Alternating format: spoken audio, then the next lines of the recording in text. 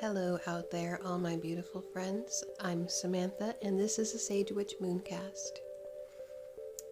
I wanted to get a couple of things out of the way really fast. First of all, if you hear some random thumps and bumps, it's because it is a very stormy day here, and I don't record in a soundproof room, so you might catch some tree branches hitting the roof or plants outside brushing up against the walls. I'm not sure, but so there's that.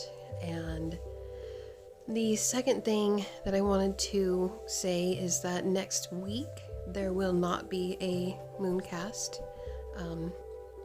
Because it's spring, I have a few extra things to take care of, and I'm going to do that. I feel it's really important that we prioritize self-care before it becomes evident that we need it. I feel it's better to even sometimes set aside time for self-care before you become burnt out. So I'll be doing a little bit of that, and I'll be doing some, school planning for our son and getting some things planted. So next week there will be no Mooncast.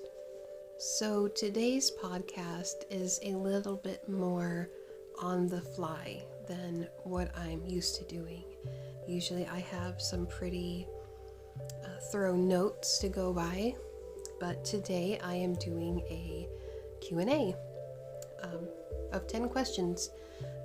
A little while ago I asked my followers on Instagram and Facebook if they had any specific questions they wanted to ask me, and I've chosen 10 of those today to share with you and to answer. So let's begin with question number 1. What is your favorite element to work with? I started my craft focusing on the element of water. Water has always been, of course it's kind of important to everybody, but magically speaking, I've always enjoyed working with the healing arts, and water plays a big part in healing magic. Aside from that, I really enjoy working with earth. I love the grounding exercises that you can do with earth and so on.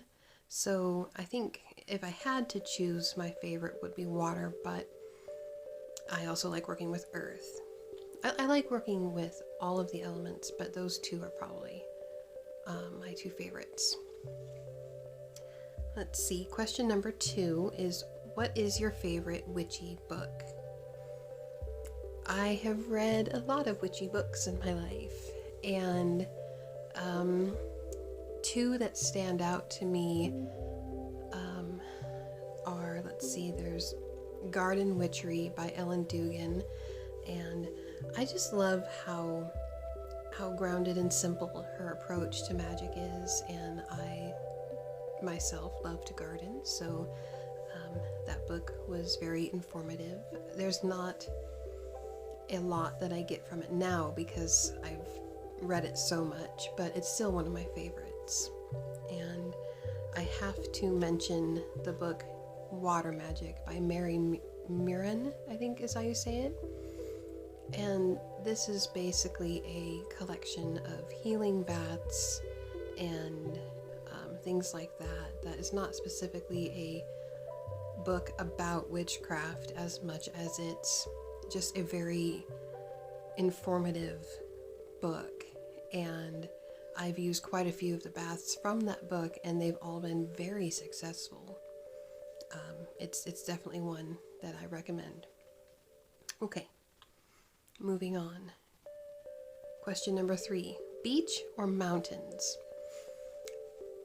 I am lucky enough to live in a place where I have both, essentially. Our beaches here are really rocky, and we don't have an awful lot of what you would think of as sandy beaches. But if I had to choose, I would say probably the beach or the ocean, but it would have to be the rocky beaches like we have here in the Pacific Northwest. So yeah, I love the mountains, but there's just something about the crash of an ocean wave and the smell of the sea that it speaks to my heart. So I guess beach would be my answer. Number 4, my favorite holiday. I love the autumn equinox. I just really love that time of year. I love how it's not too hot but not too cold, and how the leaves are changing, and how you can kind of start to get into a more soup or stew season. Some of those more hearty foods I get excited about, and I get really excited for get-togethers and bonfires and things like that. Beyond that, I really love Yule, or the winter solstice. We have a big Yule party here. Usually, the last couple of years have been kind of hit and miss, because we had a major snowstorm last year and no one could make it to our house. And the year before that, I think there was like a big spike in the pandemic, so we decided that we weren't going to have that get together that year. But Yule by far, or the winter solstice, is one of my favorites. We have a lot of traditions that we've built as a family that we all really enjoy, and yeah, that's probably my favorite. Okay, moving on. The next question, number 5, is coffee or tea? I feel almost obligated to answer coffee because of where I live. It's almost like it's just a part of our being here in the Pacific Northwest to be all about some coffee. But I do very much enjoy tea. I love making my own teas, like blending them, and doing that for different purposes. So I can't pick. I just can't pick between those two. It depends upon the situation, but both of them are very, very dear to me. Okay, number 6. What is your favorite kind of divination? It depends upon what I am trying to divine. For quick answers, I like to use a pendulum. For just kind of quarterly, or even just during the full moons, just kind of a touching base with the energies around me, I like tarot. I love to do tarot pulls. And once a year at least, I cast runes, and that kind of just sets the tone for the year and kind of gives me a heads up as to what's flowing at the moment. So I prefer pendulum for quick answers, tarot for really whenever, and casting runes at least once a year. Okay, number 7. What is your favorite pantheon to work with? I don't work with any specific pantheon regularly, because through my experience in witchcraft, a lot of the pantheons are just different versions of one another. If I did have to pick a pantheon to work with, it would be the Norse gods and goddesses. I would pick that. I really enjoy the stories, the mythology of the Norse pantheon. I also like learning about like the Celts or the Tuatha De Danann. I enjoy that too.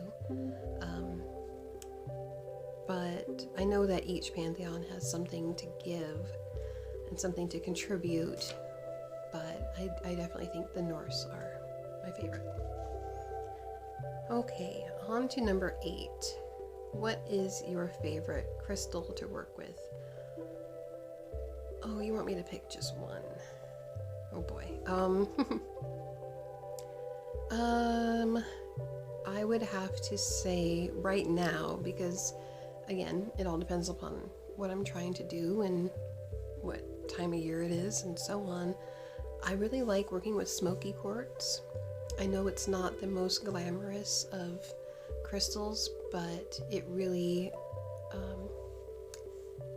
it resonates with me really well. I mean, I kind of love all crystals.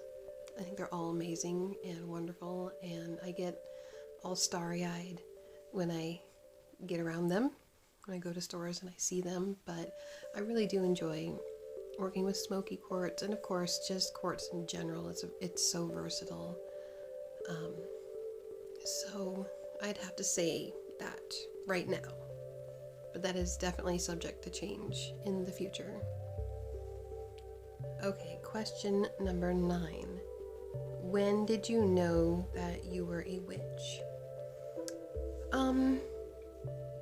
I have been doing spell work intuitively and erecting altars also intuitively before I was double digits.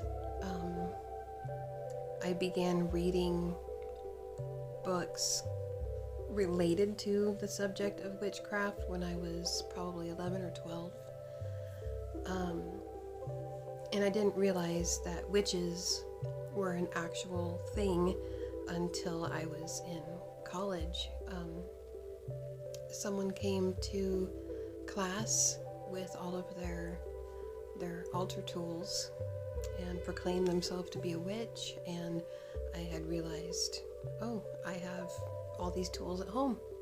So I stopped and talked to this. She was an older woman, just the kindest woman, and she gave me a book to start reading, and from there on I really started honing my craft and identity as a witch in this world. So to answer that specifically, it wasn't until I was probably in my early 20s, if not late teens, but I've been practicing magic and forming that connection with nature since memory serves me. There's never been a time in my life that I didn't feel connected to the earth and to the stars and to the trees and just nature in general. I've always been something kind of an animist, so yeah, I'd have to say then. Okay, question number 10. Do you have any words of advice for new witches? I certainly do. I have a lot of advice for new witches, which is one reason I have this podcast. But if I had to choose something to say today, it would be to forever expand your knowledge to different crafts. And don't stop searching until you find one that works well for you. And if you can't find one, make one. There's room for everybody in the community, and there are untold numbers of paths that you can follow, and books that you can read, and spells that you can cast. And if something doesn't work, then don't use it. And if something does work, then just do that.